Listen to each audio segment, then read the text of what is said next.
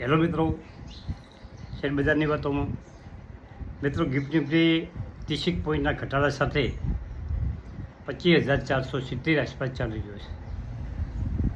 સામાન્ય ઘટાડો છે, પરંતુ કાલની વાત કરો કે સેન્સેક્સ કાલે 83,000 ઉપર 83,013 ઉપર ટ્રેડ થઈ ગયો હતો. 320 પોઈન્ટનો વધારો હતો. નિફ્ટી 93 પોઈન્ટ વધી 25,423 ઉપર ટ્રેડ થઈ ગઈ હતી. 25,550 પોઈન્ટ દૂર રહી હતી.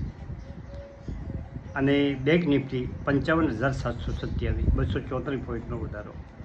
મિડકેપમાં પણ 224 પોઈન્ટ વધી 59,073 ઉપર બંધ થયો હતો. એનએસસી ઉપરના શેરોમાં કાલે 1,340 શેર વધતા હતા અને 1,430 શેરમાં ઘટાડો હતો. હવે આજે આપણે બે કંપનીઓની વાત કરવી છે, પરંતુ થોડાક બીજી વાતો લઈ લઈએ કે જેના ઉપર દેવું નથી એ અમીર છે. આજનો સમય એવો છે, લોકો સતત દેવું કરી રહ્યા છે અને દેવું કરી અને નવી નવી વસ્તુઓ ખરીદી રહ્યા છે. મિત્રો, જીવનમાં જો આગળ જવું હોય તો દેવું ઓછું કરવું જોઈએ અને દેવું એવું કરવું જોઈએ, કદાચ કરવું પડે તો, કે જેનાથી આપણને ફાયદો થાય.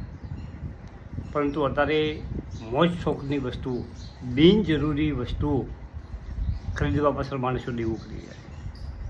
ખર્ચ સમજી વિચારીને કરો. ખાસ જરૂરિયાતવાળો વસ્તુમાં જ ખર્ચ કરો.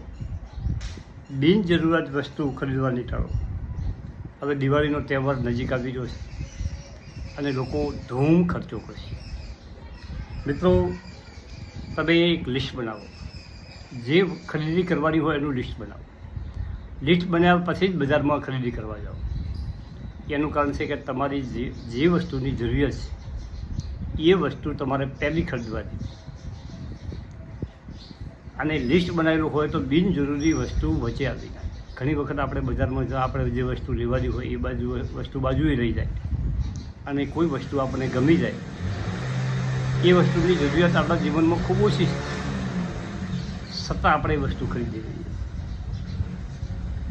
અને સસ્તી લાગતી વસ્તુ પણ બિનજરૂરી છે, એ ખરીદવાથી કોઈ આપણને ફાયદો થતો નથી. અને માણસો અત્યારે કાર્ડ ઉપર, ઈએમઆઈ ઉપર ખૂબ ખરીદતા હોય છે. પરંતુ અમુક જે જરૂરિયાતના ખર્ચા છે, ધારો કે બાળકોનું શિક્ષણ છે, બીજું ઘર ખર્ચ છે, આ બધું અનિવાર્ય ખર્ચા કરવા પડતા હોય છે. પણ બિનજરૂરી ખર્ચાઓ ટાળો તો જ તમે આગળ ચાલી શકો.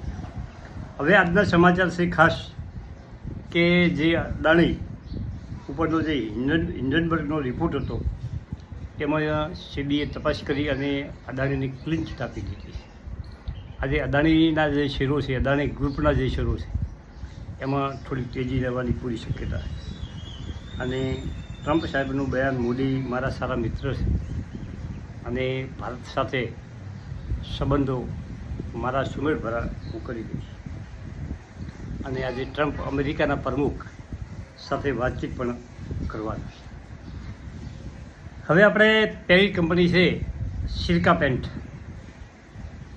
એનો વિડીયો આપણે બનાવેલો છે અને 52 વીક હાઈ ઉપર ચાલી રહ્યો છે. આખા વર્ષનો જે એનો હાઈ છે 495 ઉપર કાલે ટ્રેડ થઈ ગઈ. 52 વીક લો છે 234 રૂપિયા. એનું માર્કેટ કેપ છે 2,773 કરોડ. EPS છે 9.34, પીએસ છે 52, એના સેક્ટરનો પીએસ છે 55, બુક વેલ્યુ છે 57 અને ફેસ વેલ્યુ છે 10. ગુડ કંપની છે, પરંતુ ખૂબ ચાલી ગઈ છે. 52 વીક હાઈ છે, પણ ફંડામેન્ટ અધિ મજબૂત છે. મિત્રો, ઘટાડે તમારા વોચ લિસ્ટમાં કંપની રાખી શકો છો. હવે કંપનીએ રિટર્ન કેવું આપ્યું છે? 6 મહિનામાં 103%,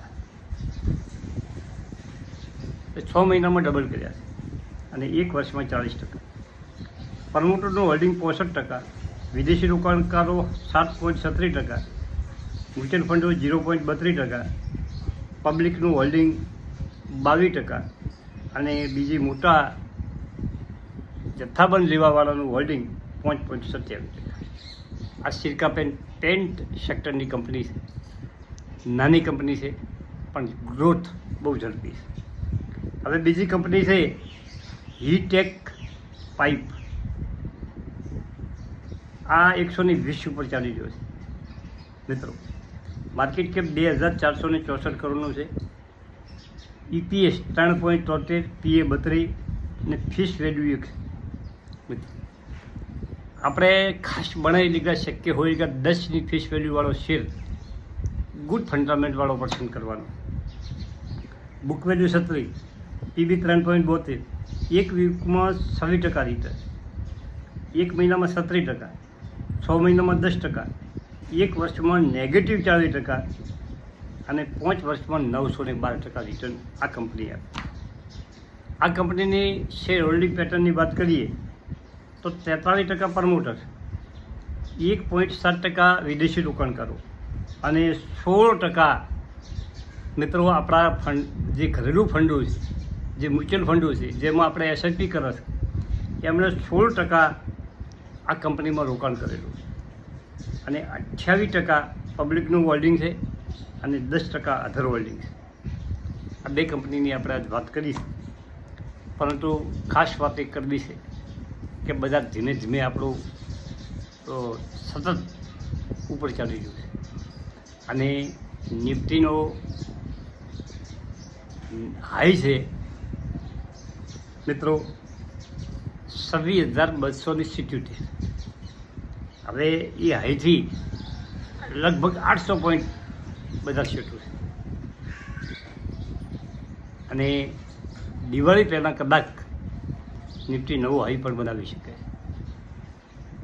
જો કોઈ નેગેટિવ સમાચાર બજારમાં નહીં આવે તો કંપની સતત દોડી રહી છે, બજાર સતત દોડી રહ્યું છે મિત્રો. હવે જે આ બે કંપનીની વાત કરી, કંપની જો તમને નામ ન સમજણું હોય તો એનો સ્ક્રીનશોટ, મની કંટ્રોલનો સ્ક્રીનશોટ હું આ વિડીયો પાછળ મૂકી દઉં છું. અને આવતા વિડીયોમાં આજે આપણે ટાઈમ જો મળે બપોર પછી તો જે કોમેન્ટો છે એ કોમેન્ટોનો એક વિડીયો બનાવવાનો. સારી કંપનીનો જે શેર છે, જે થોડો વધી ગયો છે, એ બધા શેર હોલ્ડ કરવા જોઈએ.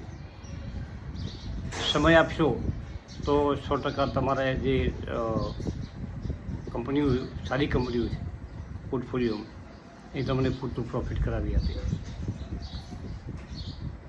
ઇન્ડિયાની ગ્રોથ સ્ટોરી બહુ ઝડપી ચાલી રહી છે અને બહુ ઠીક ચાલે છે.